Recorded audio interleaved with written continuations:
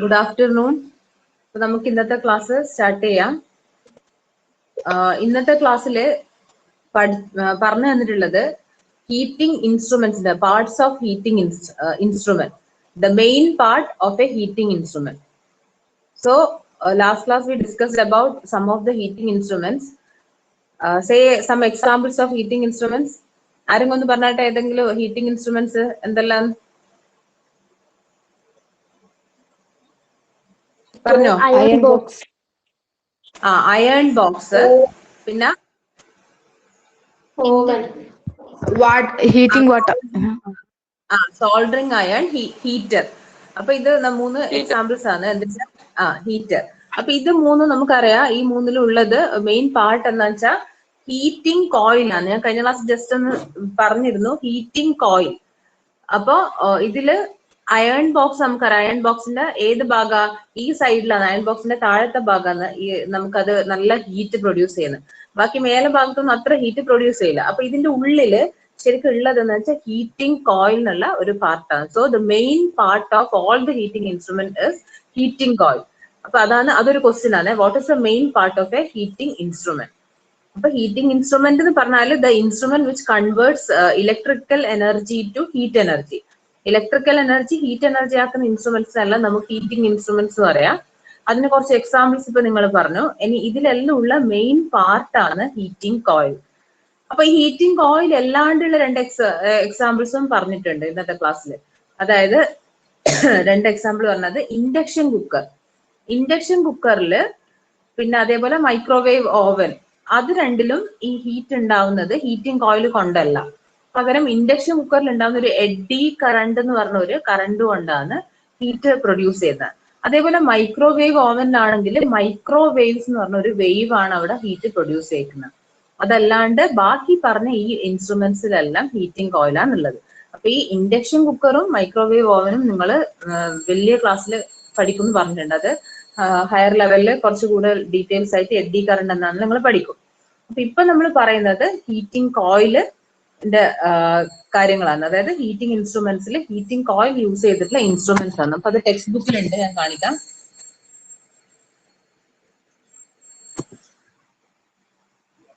ഇത് മൂന്നും heating instrument ആണ്.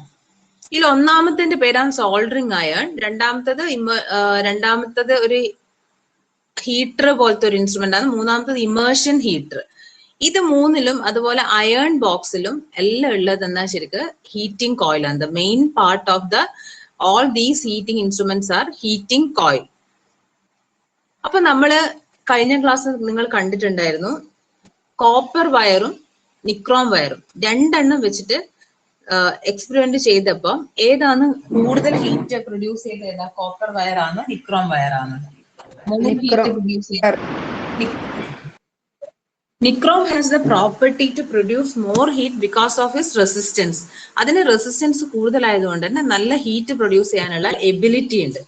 So nichrome is used as a heating coil in heating instrument.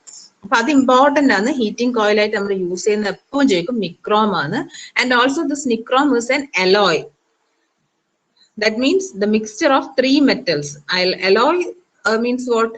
Alloys are the mixture of metals. The mixture of metals are called alloys.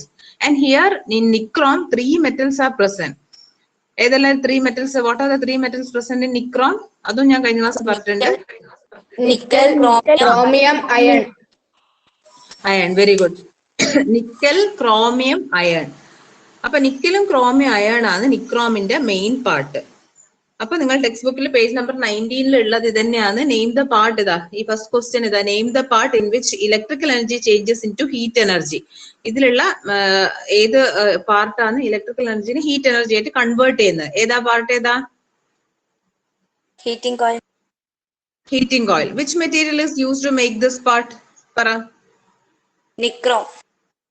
Nichrome. What are the peculiarities of such substance? Nichrome പോലത്തെ സബ്സ്റ്റൻസിന്റെ peculiarities. Why we are using this as heating instrument?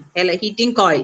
അപ്പൊ heating കോയില് nichrome use ചെയ്യാനുള്ള peculiarities, നിക്രോമിന് ചില പ്രത്യേകതകൾ ഉള്ളതുകൊണ്ടാണ്, properties ഉള്ളത് കൊണ്ടാണ് nichrome എന്നുള്ള അലോയിനെ തന്നെ നമ്മൾ ഇതിന് യൂസ് ചെയ്തത്. അപ്പൊ അതിന്റെ പ്രോപ്പർട്ടീസ് ആണ്, ഒന്ന് ഹൈ റെസിസ്റ്റിവിറ്റി, നമ്മൾ പറഞ്ഞ ഹൈ റെസിസ്റ്റിവിറ്റി ഉണ്ട്, അല്ലെങ്കിൽ ഹൈ റെസിസ്റ്റൻസ് ഉണ്ട്, അതുകൊണ്ടാണ് നിക്രോം പെട്ടെന്ന് hot ആവുന്നത്. So because of its high resistivity. So first property is high resistivity. Second എന്താ വെച്ചാൽ ability to remain red hot condition for a long time without getting oxidised.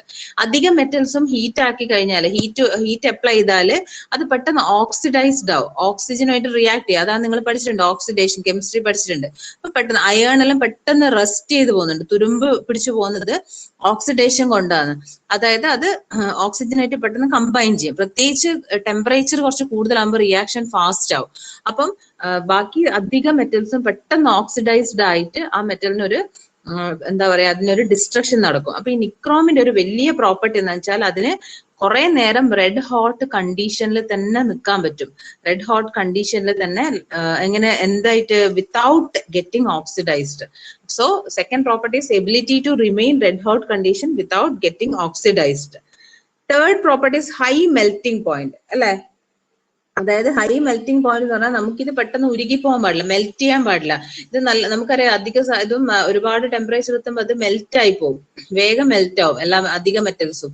അപ്പൊ ഇത് മെൽറ്റ് ആവാൻ പാടില്ല. മെൽറ്റ് ആയി കഴിഞ്ഞാൽ പിന്നെ നമുക്ക് അതിന്റെ ഉള്ളില് പിന്നെ ആ ഒരു ഹീറ്റിംഗ് ഓയില് പിന്നെയും അത് തുറന്നിട്ടെല്ലാം ഉണ്ടാക്കണം, അത് കേടാവും, പിന്നെ അത് ഇസ്തിരിപ്പെട്ട് നമുക്ക് യൂസ് ചെയ്യാൻ പറ്റില്ല, അങ്ങനെയെല്ലാം ഉള്ള പ്രശ്നമുണ്ട്.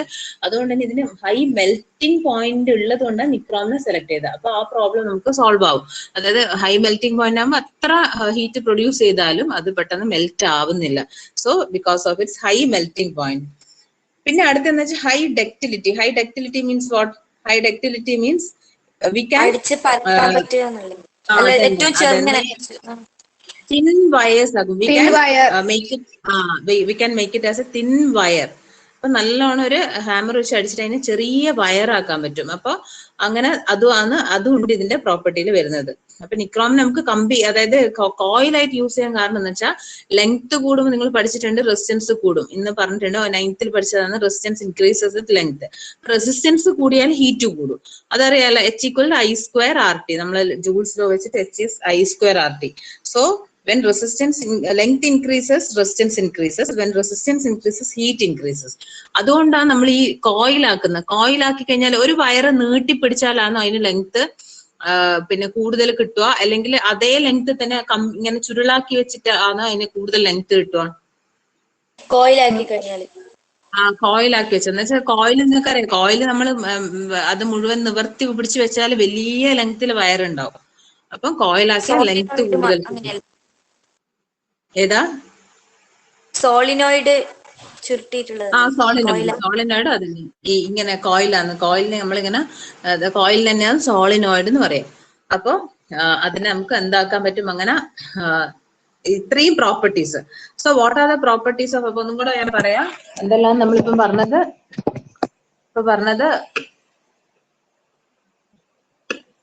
So we discussed about the heating instruments such as iron box, soldering iron, and heater. So the main part of this heating instrument is heating coil, and this is made of nichrome, which is an alloy of nickel, chromium, and iron. We are using this nichrome as heating coil because of its some properties. So what are the properties of nichrome? First one is it has high resistivity. Resistivity increase ആകുമ്പോൾ heat increase ആവും. From joules law നിങ്ങൾക്ക് അറിയാം. So it has high resistivity. Second, it can remain red hot without getting oxidized for long time. ഒരുപാട് സമയം oxidise ആവാണ്ട് red hot ആയിട്ട് തന്നെ നിൽക്കും. Next is high melting point. High melting point എന്ന് പറഞ്ഞാൽ melting point high ആയതുകൊണ്ട് അത് melt ചെയ്ത് പൊട്ടിപ്പോവില്ല. പിന്നെ എന്താ? High ductility. That means we can convert it into thin wires. അപ്പൊ ഒരു ഹാമറിംഗ് ചെയ്താൽ അല്ലെങ്കിൽ ഹാമർ വെച്ച് അടിച്ചു കഴിഞ്ഞാൽ അതിനെ തിൻ വയർ ആയിട്ട് നമുക്ക് കൺവേർട്ട് ചെയ്യാം. So because of all these properties, we are using nichrome as heating coil. മനസ്സിലായല്ലോ? ഇനി അപ്പൊ ഇത് ഇമ്പോർട്ടന്റ് ക്വസ്റ്റ്യൻ, എപ്പോഴും ചോദിക്കുന്ന ഒരു ക്വസ്റ്റ്യൻ. അപ്പൊ ഇന്നത്തെ നിങ്ങളെ നോട്ടിൽ വേണ്ട ഒരു കാര്യം, നിങ്ങൾ അത് എഴുതി കഴിഞ്ഞു തോന്നുന്നു. എക്സാമ്പിൾസ് ഫോർ ഹീറ്റിംഗ് ഇൻസ്ട്രുമെന്റ്സ് നിങ്ങൾ നോട്ടിൽ എഴുതി കഴിഞ്ഞിട്ടുണ്ടാവും. പിന്നെ അടുത്ത ഈ ഇപ്പൊ ഞാൻ ടെക്സ്റ്റ് കാണിച്ചെന്ന അതേ കാര്യങ്ങൾ വേണം. What are the properties of nichrome, which material is use to make this heating coil. പിന്നെ അതുപോലെ name the part in which electrical energy changes into heat energy. ആ ബ്ലൂ കളറിൽ കൊടുത്തിട്ടുണ്ട്, ഞാൻ ആദ്യം കാണിച്ചത്. ആ കാര്യങ്ങൾ നോട്ടിൽ എഴുതാൻ വേണം, അത് പഠിക്കുകയും വേണം. അത് എല്ലാ ഇതിലും ചോദിക്കുന്നതാണ്, എല്ലാ എക്സാമിനും ചോദിക്കുന്നതാണ് ഈ നിക്രോമിന്റെ പ്രോപ്പർട്ടീസ്. പിന്നെ ഇതിൽ ഞാൻ പറഞ്ഞ ഇൻഡക്ഷൻ കുക്കറും ഇതും എഡ്ഡി കറണ്ട് വെച്ചിട്ടാണെന്ന് പറഞ്ഞു. എഡ്ഡി കറണ്ടും മൈക്രോവേവ് ഓവനിലും മൈക്രോവേവ്, അതിപ്പോ നിങ്ങൾക്ക് എക്സ്ട്രാ നോളജിന് വേണ്ടി പറഞ്ഞു തന്നേ ഉള്ളൂ. ഇതാണ് മൈക്രോവേവ് ഓവൻ, ഇൻഡക്ഷൻ കുക്കർ. ഇതിൽ രണ്ടിലും ഉള്ളത് നമ്മൾ നേരത്തെ പറഞ്ഞ പോലെയുള്ള ഹീറ്റിംഗ് കോയിൽ ഇതിൽ വരുന്നില്ല, പക്ഷെ എന്നാലും ഹീറ്റ് പ്രൊഡ്യൂസ് ചെയ്യുന്നുണ്ട്. അപ്പൊ അപ്ലയൻസസ് വിത്തൗട്ട് ഹീറ്റിംഗ് ഓയിൽ നമുക്ക് പറയാൻ പറ്റും. Two appliances without heating oil examples എന്താ? മൈക്രോവേവ് ഓവനും ഇൻഡക്ഷൻ കുക്കറും. മൈക്രോവേവ് ഓവനിൽ എഡ്ഡി കറണ്ട് യൂസ് ചെയ്തിട്ട്, പിന്നെ ഇൻഡക്ഷൻ കുക്കറിലാണെങ്കിൽ ഇൻഡക്ഷൻ കുക്കറിൽ എഡ്ഡി കറണ്ട്, മൈക്രോവേവ് ഓവനിൽ മൈക്രോവേവ്സ് യൂസ് ചെയ്തിട്ടാണ് ഹീറ്റ് പ്രൊഡ്യൂസ് ചെയ്യുന്നത്. അപ്പൊ അതിൽ മാത്രം നമുക്ക് ഈ ഹീറ്റിംഗ് ഓയിൽ ഇല്ല. അടുത്തത് ഇതേപോലെ തന്നെയുള്ള ഒരു ഹീറ്റിംഗ് അപ്ലയൻസ് ആണ് സേഫ്റ്റി ഫ്യൂസ്. Safety fuse. അപ്പൊ ഈ സേഫ്റ്റി ഫ്യൂസും ഒരു ഹീറ്റിംഗ് അപ്ലയൻസ് ആണ്. ഇവിടെ അതും ചോദിക്കും, സേഫ്റ്റി ഫ്യൂസിൽ ഉള്ള ഫ്യൂസ് വയർ ഏതാന്ന് ചോദിക്കും. അപ്പൊ നമുക്ക് ആദ്യം സേഫ്റ്റി ഫ്യൂസ് യൂസ് ചെയ്യുന്ന രണ്ട് കണ്ടീഷൻസ് ഏതെല്ലാം നോക്കാം. ഏതെല്ലാം രണ്ട് കണ്ടീഷൻ? അല്ലെ ഓവർ കറണ്ട് ഒരു സർക്യൂട്ടിൽ പ്രൊഡ്യൂസ് ചെയ്യുന്ന രണ്ട് കണ്ടീഷൻ പറഞ്ഞാട്ടെ. പ്ലഗ്, മൾട്ടി പ്ലഗ് ഉപയോഗിക്കുമ്പോ അതന്നെ, മൾട്ടി പ്ലഗ് യൂസ് ചെയ്തിട്ട് നമ്മൾ ഒരുപാട് വയർ അതിൽ എടുക്കുമ്പോ അത് ഓവർ കറണ്ട് ആവാനുള്ള ചാൻസ് ഉണ്ട്. അതുപോലെ തന്നെ ഉള്ളതാണ് ഷോർട്ട് സർക്യൂട്ട്. ഇപ്പൊ ഇത് നോക്ക്, മൾട്ടി കറണ്ട് ഇതണ്ട, ഈ ഒരു എക്സ്റ്റൻഷൻ ബോക്സ് ഇതൊരു പ്ലഗ് എന്ന് വരുന്ന, ഈ പ്ലഗ് എന്ന് വന്നിട്ട് ഈ എക്സ്റ്റൻഷൻ ബോക്സിൽ ഒരുപാട് വയർ കണക്ട് ചെയ്തിട്ട് അതിലെല്ലാം ഓരോ ഇൻസ്ട്രുമെന്റ്സ് നമ്മൾ ഫങ്ഷൻ ചെയ്യിച്ചാല് ഇതില് അത്രയും ഓവർ കറണ്ട് ആവും, ഓവർ ലോഡിങ് ആവും. അപ്പൊ ഈ ഓവർ ലോഡിങ് കൊണ്ടും അതേപോലെ ഷോർട്ട് സർക്യൂട്ട് എന്ന് പറഞ്ഞാൽ ചിലപ്പം നമ്മള് ഈ ഫേസും ന്യൂട്രലും നേരത്തെ പറഞ്ഞു. ഇപ്പൊ ഈ ഒരു വയറിന്റെ ഉള്ളിൽ തന്നെ ഫേസ് ന്യൂട്രൽ എന്നെല്ലാം പറഞ്ഞിട്ടുണ്ടാവും. അപ്പൊ ഇത് ഇൻസുലേഷൻ ബ്രേക്ക് ആയി കഴിഞ്ഞിട്ട് ഈ കാണുന്നത് ഇൻസുലേഷൻ ആണ്, അതുള്ളതുകൊണ്ട് നമുക്ക് ഷോക്ക് അടിക്കാതെ. ഇത് ഇൻസുലേഷൻ ബ്രേക്ക് ആയി ഇതിന്റെ ഉള്ളിലത്തെ വയർ തമ്മിൽ ടച്ച് ആയി പോയി കഴിഞ്ഞാല് അവിടെ ഷോർട്ട് സർക്യൂട്ട് ആവും. അപ്പൊ അങ്ങനെ ഷോർട്ട് സർക്യൂട്ട് കൊണ്ട് അല്ലെങ്കിൽ ഈ ഓവർ ലോഡിങ് കൊണ്ട് ഓവർ കറണ്ട് സർക്യൂട്ടിൽ പ്രൊഡ്യൂസ് ചെയ്യാം. അപ്പൊ ഇങ്ങനെ ഓവർ കറണ്ട് പ്രൊഡ്യൂസ് ചെയ്ത് കഴിഞ്ഞാല് സംഭവിക്കുന്ന എന്താ വെച്ചാല്, ഓവർ കറണ്ട് ഉണ്ടായി കഴിഞ്ഞാല് നമുക്ക് അവിടെ പെട്ടെന്ന് സർക്യൂട്ട് എന്താവും, സർക്യൂട്ടിൽ ഇതുണ്ടാവാറുണ്ട് അല്ലെ, തീപിടുത്തം വരാനുള്ള ചാൻസ് ഇല്ലേ? ഒരുപാട് കറണ്ട് പ്രൊഡ്യൂസ് ചെയ്യുമ്പോൾ ഒരു തീപിടുത്തം അങ്ങനെയുള്ള പ്രോബ്ലം ഉണ്ടാവും, നമുക്ക് ഷോക്ക് അടിക്കാനുള്ള എല്ലാ ചാൻസസും ഉണ്ട്. അപ്പൊ ആ ഒരു കേസിൽ നമ്മളൊരു പ്രൊട്ടക്ഷന് വേണ്ടിയിട്ടാണ് നമ്മൾ സേഫ്റ്റി ഫ്യൂസ് യൂസ് ചെയ്യുന്നത്. അപ്പൊ ഇത് രണ്ട് ഡിഫറെന്റ് ടൈപ്സ് ഓഫ് ഫ്യൂസ് ആണ് ഇതിൽ കാണിച്ചിട്ടുള്ളത്. ഒന്ന് കാട്രിഡ്ജ് ഫ്യൂസ്, ഒന്ന് മറ്റേത് നമ്മൾ നോർമൽ സാധാരണ ഹൗസ് ഹോൾഡ് പർപ്പസിനും വീട്ടിലെ മെയിൻ സ്വിച്ച്, ട്രാൻസ്ഫോമർ അതെല്ലാം യൂസ് ചെയ്യുന്ന ഫ്യൂസ് ആണ് ഈ കാണിച്ചത്. മറ്റേത് ചെറിയ ഇൻസ്ട്രുമെന്റ്സിലെല്ലാം കാണാം ഈ ഫ്യൂസ്. അപ്പൊ ഈ ഫ്യൂസ് യൂസ് ചെയ്യാനുള്ള കാരണം എന്ന് വെച്ചാൽ ഓവർ കറണ്ട് ഉണ്ടാകുമ്പോഴുള്ള പ്രൊട്ടക്ഷന് വേണ്ടിയിട്ടാണ് ഈ ഫ്യൂസ് യൂസ് ചെയ്യുന്നത്. അപ്പൊ ഇതില് ശ്രദ്ധിച്ചോ,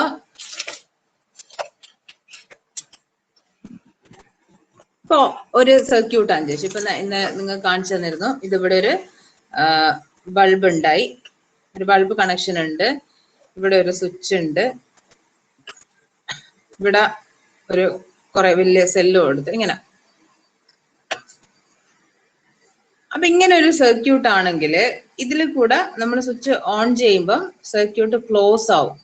ക്ലോസ് സർക്യൂട്ടിൽ കൂടെ മാത്രമേ കറണ്ട് ഫ്ലോ ചെയ്യൂ. അങ്ങനെ ബാറ്ററിയിൽ നിന്ന് കറണ്ട് ഫ്ലോ ചെയ്ത് ഇവിടെ ബൾബിലേക്ക് എത്തും. അപ്പൊ ഇവിടെ ബാറ്ററി ഒരുപാട്, ഈ ബൾബിന് പറ്റുന്നതിനേക്കാളും കൂടുതൽ ബാറ്ററി, അല്ലെങ്കിൽ നമ്മൾ AC ആണെങ്കിൽ ഒരുപാട് പവർ ഇങ്ങോട്ടേക്ക് വന്നു കഴിഞ്ഞാല് ഇവിടെ എന്നാ സംഭവിക്കുക വെച്ചാൽ ഈ ഇത്രയും വലിയ കറണ്ട് ബൾബിൽ എത്തുമ്പോൾ ബൾബ് അങ്ങ് ഫ്യൂസ് ആവും, ബൾബ് ബേൺ ആയി പോകും. അതേപോലെ തന്നെ ബൾബ് മാത്രമല്ല വേറെ ഏത് ഇൻസ്ട്രുമെന്റ് ആയാലും അതിന് തകരാറ് വരും. അപ്പൊ അതിന് നമ്മൾ ചെയ്യുന്ന ഒരു കാര്യം എന്ന് വെച്ചാൽ ഇവിടെ നമ്മൾ ഈ ബൾബിന് അടുത്തായിട്ട്, ബൾബല്ല സർക്യൂട്ടിൽ മൊത്തം അടുത്തായിട്ട് ഇതിന്റെ ഒരു സർക്യൂട്ടിൽ നമ്മൾ എന്ത് ചെയ്യും, ഫ്യൂസ് വയർ സീരീസ് ആയിട്ട് കണക്ട് ചെയ്യും. സീരീസ് ആയിട്ട് എപ്പോഴും ചോദിക്കുന്ന ക്വസ്റ്റ്യൻ ആണ്, കണക്ഷൻ എങ്ങനെയാ, ഫ്യൂസ് വയറിന്റെ കണക്ഷൻ എങ്ങനെയാ, സീരീസ് ഓർ പാരലൽ. സോ ഇതാണ് ഫ്യൂസിന്റെ സിമ്പല്. ഒരു ഫ്യൂസ് വയർ സീരീസ് ആയിട്ട് നമ്മൾ ഇവിടെ കണക്ട് ചെയ്യും. അപ്പൊ സീരീസ് ആയിട്ട് കണക്ട് ചെയ്ത എന്നാ ഗുണം എന്ന് വെച്ചാല് ഓവർ കറണ്ട് ഉണ്ടായിക്കഴിഞ്ഞാൽ, ഇങ്ങനെ നമ്മൾ പറഞ്ഞ ഷോർട്ട് സർക്യൂട്ട് കൊണ്ടോ ഓവർലോഡിങ് കൊണ്ടോ ഓവർ കറണ്ട് എത്താം. അപ്പൊ ഈ ഓവർ കറണ്ട് ആദ്യം ഫ്യൂസിലെത്തും. അപ്പൊ ഫ്യൂസ് വയർ ശരിക്കും ഉണ്ടാക്കിയത് ചെറിയ മെൽറ്റിംഗ് പോയിന്റ് ഉള്ള ടിന്നും ലെഡും അതുണ്ടാക്കിയിട്ടുള്ളത് അതിനെ കൊണ്ട്, ഒരു അലോയിനെ കൊണ്ടാണ്, ടിന്ന് ലെഡ് എന്നുള്ള അലോയിനെ കൊണ്ടാണ് ഈ ഫ്യൂസ് വയർ ഉണ്ടാക്കിയിട്ടുള്ളത്. അപ്പൊ ടിന്നും ലെഡിന്റെയും അലോയ് ആയതുകൊണ്ട് തന്നെ ടിൻ ആൻഡ് ലെഡ്. അപ്പൊ ഇതിന് മെൽറ്റിംഗ് പോയിന്റ് ഭയങ്കര ലോ ആയിരിക്കും, ലോ മെൽറ്റിംഗ് പോയിന്റ്. ഇവിടെയുള്ള ഇതിന്റെ melting point is very low. അപ്പൊ മെൽറ്റിംഗ് പോയിന്റ് ലോ ആകുമ്പോൾ പെട്ടെന്ന് എന്താ, നേരത്തെ പറഞ്ഞ നേരെ ഓപ്പോസിറ്റ് ആയിട്ടുള്ള ഒരു ഇതാ ഉണ്ടാവും. നേരത്തെ പറഞ്ഞാൽ നമുക്ക് മെൽറ്റിംഗ് പോയിന്റ് ഹൈ ആണ്, ഇവിടെ മെൽറ്റിംഗ് പോയിന്റ് ലോ ആണ്. നിക്രോം വയറിന് മെൽറ്റിംഗ് പോയിന്റ് ഹൈ ആണ്, ഇവിടെ മെൽറ്റിംഗ് പോയിന്റ് ലോ ആണ്. അപ്പൊ മെൽറ്റിംഗ് പോയിന്റ് ലോ ആവുമ്പോൾ എന്താ സംഭവിക്കുക വെച്ചാൽ പെട്ടെന്ന് ഈ ഫ്യൂസ് വയർ കത്തിപ്പോവും. കത്തി ബേൺ ആയി ഇവിടെ ബ്രേക്ക് വരും, സർക്യൂട്ട് ബ്രേക്ക് ആവും. അപ്പൊ പിന്നെ സർക്യൂട്ടിലേക്ക് ഇവിടെ നിന്ന് കറണ്ട് ഇങ്ങോട്ടേക്ക് പോകില്ല. ഇവിടെ ഫ്യൂസ് വയർ ബ്രേക്ക് ആയി ഇവിടെ ഒരു ഗ്യാപ്പ് വന്ന് അപ്പൊ കറണ്ട് ഇങ്ങോട്ട് പോകില്ല. അപ്പൊ നമ്മളെ സർക്യൂട്ടും നമ്മൾ അതൊന്ന് പ്രൊട്ടക്റ്റഡ് ആവും. ഇതാണ് ഫ്യൂസ് വയറിന്റെ ഒരു സർക്യൂട്ടിലുള്ള function. So safety fuse is a device that works on heating effect of electric current. അപ്പൊ ഇതും ഹീറ്റിംഗ് എഫക്ട് തന്നെയാണ് ഇവിടെ നമ്മൾ യൂസ് ചെയ്തിട്ടുള്ളത്, ഹീറ്റിംഗ് എഫക്ട് വെച്ചിട്ട് തന്നെയാണ്. പിന്നെ നമ്മൾ മെയിൻ പാർട്ട്, ഇതിന്റെ മെയിൻ പാർട്ടാണ് fuse wire. The main part of fuse is fuse wire.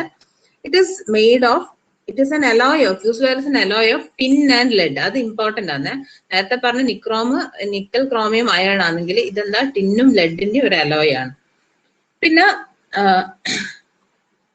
അടുത്ത പ്രോപ്പർട്ടിയാ പറഞ്ഞത്, it has low melting point. ഞാൻ നേരത്തെ പറഞ്ഞ ഫ്യൂസ് വയറിന് ഒറ്റൊരു പ്രോപ്പർട്ടി നമ്മൾ കാര്യമായിട്ട് പറയാറുള്ളത്, അത് low melting point. Melting point ഭയങ്കര ലോ ആയിരിക്കും. പിന്നെ ഞാൻ നേരത്തെ പറഞ്ഞത് which are the circumstances that cause high electric current leading to melting of the fuse wire. അപ്പൊ ഹൈ ഇലക്ട്രിക് കറണ്ട് ഉണ്ടാവുന്ന രണ്ട് സിറ്റുവേഷനാണ് നമ്മൾ പറഞ്ഞത്, ഓവർലോഡിങ് ഓർ ഷോർട്ട് സർക്യൂട്ട്. ഓവർലോഡിങ്ങും ഷോർട്ട് സർക്യൂട്ടും ആണ് മെയിൻ ആയിട്ട് ഹൈ കറണ്ട് ഉണ്ടാവുന്ന രണ്ട് സിറ്റുവേഷൻ. അടുത്തത് ഹൗ ഇസ് ദ ഫ്യൂസ്, അത് എപ്പോഴും ചോദിക്കുന്ന ഒരു question. How is the fuse wire connected into a circuit in series or parallel. അപ്പൊ അതെങ്ങനെ കണക്ട് ചെയ്യാൻ പാടുള്ളൂ, സീരീസിൽ. പാരലൽ ആവുമ്പോ എന്താന്ന് വെച്ചാല് അതിനെ കൊണ്ട് വലിയ കാര്യമില്ല. പാരലൽ കറണ്ട് സെയിം തന്നെയാ പോവാ, നമ്മൾ പഠിച്ചിട്ടുണ്ട് അല്ലെ. അപ്പൊ അതുകൊണ്ട് അത് ഇതില് പാരലൽ ആയിട്ട് കാര്യമില്ല, സീരീസ് ആയിട്ട് കണക്ട് ചെയ്താൽ മാത്രമേ ആദ്യം കറണ്ട് എവിടെ എത്തണം, നേരെ ഫ്യൂസ് വയറിൽ എത്തണം, എന്നിട്ട് മാത്രമേ ബൾബിൽ എത്താൻ പാടുള്ളൂ. അതുകൊണ്ട് സീരീസ് ആയിട്ട് മാത്രമേ കണക്ട് ചെയ്യാൻ പാടുള്ളൂ. അപ്പൊ നമുക്കറിയാം ഇത് ജൂൾസ് ലോ വെച്ചിട്ട് ഹീറ്റ് ഒരുപാട് ഇൻക്രീസ് ആവും. അപ്പൊ ഹീറ്റ് ഇൻക്രീസ് ആവുമ്പോ ആണ് നമുക്ക് എന്ത് സംഭവിക്കുന്ന, ഈ ഫ്യൂസ് വയർ മെൽറ്റ് ആവുന്നത്. ഫ്യൂസ് വയർ അങ്ങനെയാണ് മെൽറ്റ് ആവുന്നത്. ഫ്യൂസ് വയർ ഒരുപാട് ഹീറ്റ് പ്രൊഡ്യൂസ് ചെയ്ത് മെൽറ്റ് ആവും. അപ്പൊ അടുത്ത ക്വസ്റ്റ്യൻ ഇതാണ്, when heat is generated why does the fuse wire melt. അപ്പൊ എന്തുകൊണ്ടാണ് മെൽറ്റ് ആവുന്നുള്ളത്, melting point of fuse wire is less than that of other materials. അപ്പൊ മെൽറ്റിംഗ് പോയിന്റ് ഭയങ്കര ലോ ആയതുകൊണ്ട്. When the fuse wire melts, the circuit is broken. What happens to the current in the circuit? അപ്പൊ എന്താ സംഭവിക്കുക, ഞാൻ നേരത്തെ പറഞ്ഞു circuit break ആകുമ്പോൾ കറണ്ട് ഫ്ലോ സ്റ്റോപ്പ് ആവും. അതേപോലെ അടുത്ത ക്വസ്റ്റ്യൻ, ഇതെല്ലാം നോട്ടിൽ എഴുതാണ്, അതുകൊണ്ടാണ് നിങ്ങൾക്ക് പറഞ്ഞു തരുന്നത്. ഇത് ഈ ക്വസ്റ്റ്യൻസ് എല്ലാം ചോദിക്കുന്നതാണ്. Why is the fuse used in a circuit called safety fuse? Explain. എന്തുകൊണ്ടാണ് ഇതിനെ സേഫ്റ്റി ഫ്യൂസ് എന്ന് വിളിക്കാനുള്ള കാരണം? എന്തുകൊണ്ടെന്ന് വെച്ചാൽ the current in the circuit increases due to short circuit or overloading. Then excess current produces in the circuit.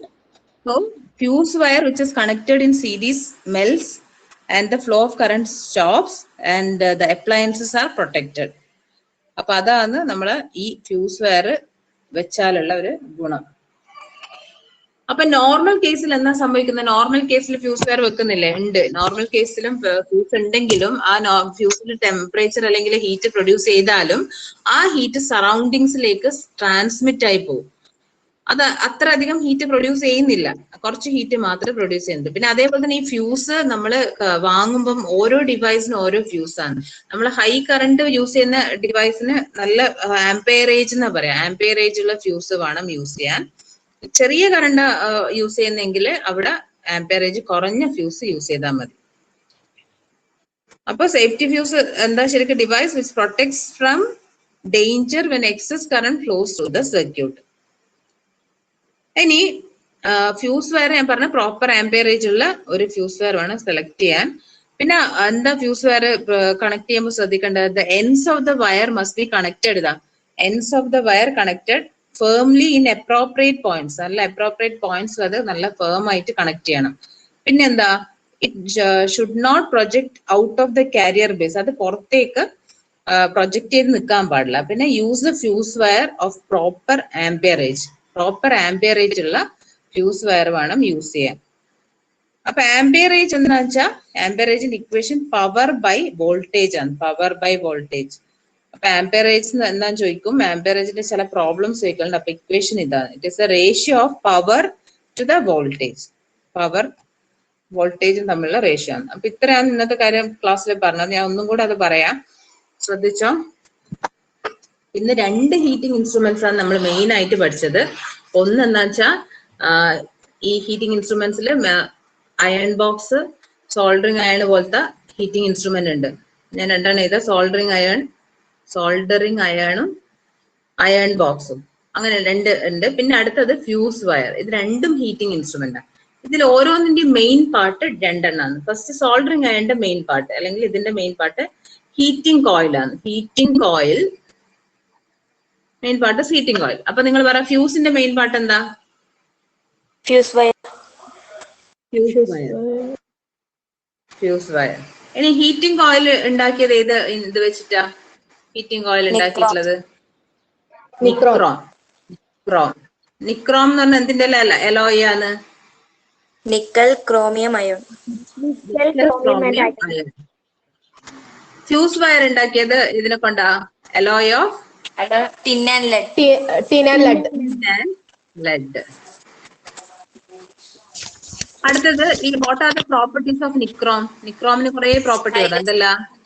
High resistivity, high resistivity, high melting point, melting point. MP നേതാ melting point. പിന്നെ ability to remain red hot condition ability to remain in red hot condition for a long time without getting ability to remain red hot condition. To remain red hot നേതാ for a long